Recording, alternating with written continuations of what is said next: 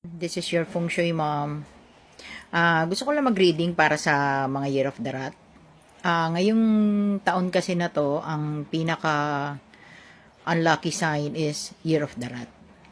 Okay, itatakal ko sa inyo one by one kung ano yung mga conflict star na yun.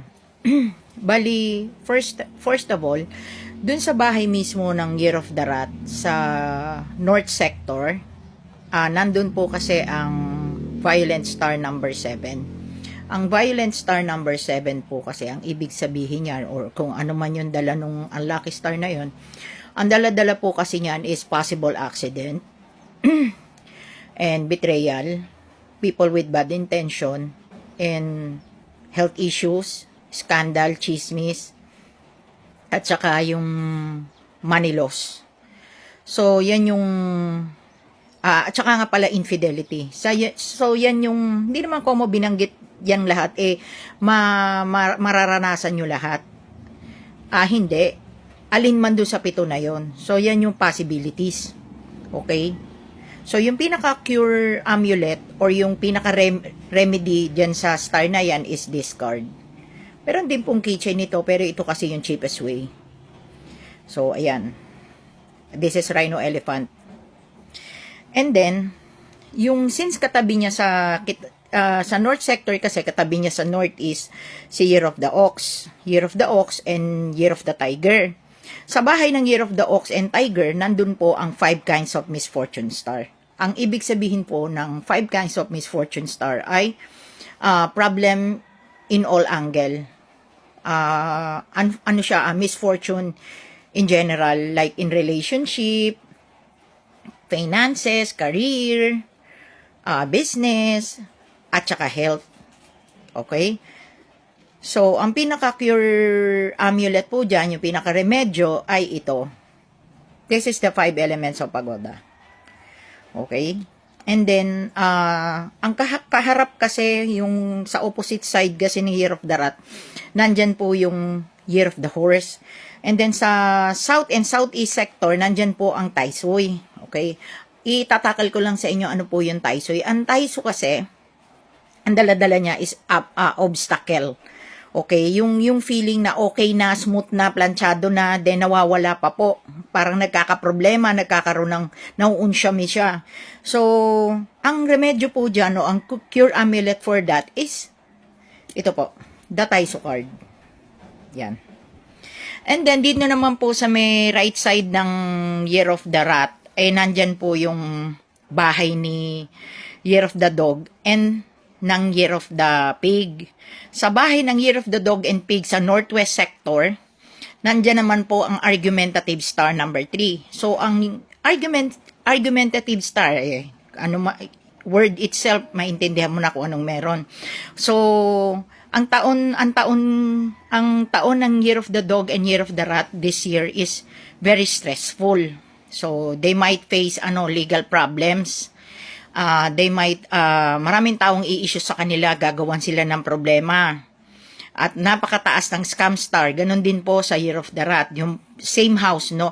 Sa North at saka sa Northwest Sector, ganyan po.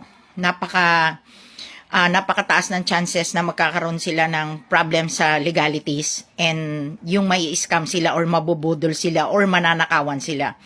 So, ang pinaka-cure po dyan sa dog and pig, pati sa Year of the Rat is this one. This is the peace amulet. So, ngayong taon na to, yes, ang dami-dami po talaga nilang cure amulet ng Year of the Rat.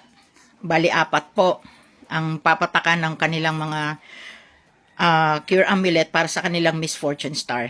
Alam nyo, lagi kong sinasabi sa mga clients ko, bago po kayo bibili ng mga pampaswerte ninyo, uunahin ninyo ang cure amulet. Kasi ang halaga po ng cure amulet is, pag meron po kasi tayong unlucky sa buhay natin, let's say, syempre hindi naman po lahat ng taon-taon or buwan-buwan, di ba? Napaka-smooth sailing natin or napaka-lucky natin. Meron po talagang lucky and unlucky. Actually, kung sasabihin ko sa inyo, kung ilan ang lucky star sa lahat ng sector, kung ilan po ang animal sign, kasi may mga sharing ng animal sign. Kagaya po ng nasa Northeast, dalawa ang nagsishare doon. Northeast 1 is nandun si Ox, Northeast 3 nandun si Tiger. So, ganun po. So, we have 12 Chinese zodiacs, di ba? So, explain ko lang. Sa siyam na star, may extrang 2 star. Okay? Sa siyam na star na yan po, 6 ang unlucky star. Okay? 6, and then yung the rest po na 1, ito po ang mga hold on. Sa 11 star na yan, 6 ang unlucky, di ba? Actually siyam lang yan eh. Meron lang extra 2, yung 3 killings and the Tai Sui. Okay, so dyan sa siyam na stars, yung main star, bali, 5 po dyan is lucky. And the other 6, kasi nga as I've said, merong 4 unlucky star and then may extra 2 unlucky star pa din. Unlucky, yung ang dala nila malas. Okay. So, diyan po, taon-taon po, umiikot yan sa atin. Kaya meron tayong taon na swerte, meron tayong taon na malas tayo. Meron din pong months, meron tayong monthly reading. And kung mapapansin po ninyo, so, balik tayo doon sa topic. Bali, pag meron po, lagi ko sinasabi sa clients ko kung anong dapat nilang inuuna. Lagi ko sinasabi, unahin ninyo ang cure amulet nyo. Kasi, without your cure amulet, kumbaga po sa taong may sakit ka, hindi po tatalab sa atin. Bakit tayo nagba-vitamins to cure our illness? Hindi naman, it doesn't work that way, di ba? So, sa atin po, kung hindi natin gagamitin yung malas or yung conflict star natin, napaka-useless po ng mga lucky charms. Bili tayo ng bilhin ng lucky charms, di ba? Doon sa mga walang knowledge about feng shui, bili ng lucky charms, bili sila ng bili. And then, parang wala din naman nangyari. Kasi nga po, hindi natin sinulusyonan yung unlucky star natin.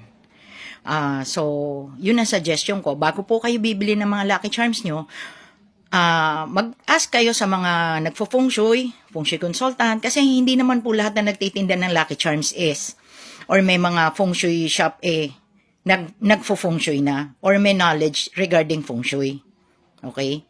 And also po, gusto ko lang din explain sa inyo, ang feng shui, this is science. Hindi po ito manghuhula. Hindi kami manghuhula. Hindi namin hinhulaan yan. Everything is about science and everything is about balance. Yun lang po.